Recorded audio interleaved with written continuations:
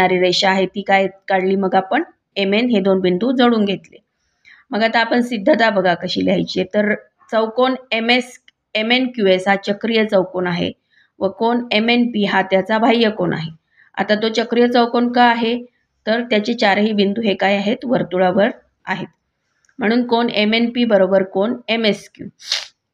चक्रीय चौकोनाच्या प्रमेयाचे उपप्रमेय विधान क्रमांक 1. तसेच चौकोन RPNM हा चक्रीय चौकोन आहे.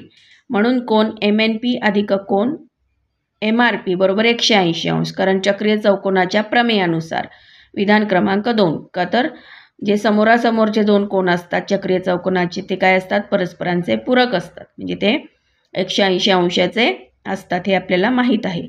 म्हणून कोन MSQ अधिक कोन MRP बरोबर 180 अंश विधान क्रमांक 1 वरून. कारण इथे आपण काय म्हटलेलं आहे, MNP बरोबर कोन MSQ म्हणजे दोघांचे माप काय आहे, सारखं आहे असं आपण म्हटलेलं आहे. म्हणून इथे MNPच्या जागी आपण MSQ घेतला. म्हणजेच कोन RSQ अधिक कोन SRP बरोबर 180 अंश. हे आपण का म्हणतोय, तर SMR म्हणजे M हा बिंदू काय आहे, S आणि R या बिंदूंच्या मध्ये आहे. म्हणून आंतरकोनाच्या गुणधर्मानुसार आपण काय म्हणू शकतो, तर रेख PR समांतर रेख QS हे सिद्ध झाले. अशाप्रमाणे आपला हा 23वा प्रश्न सोडवून झालेला आहे.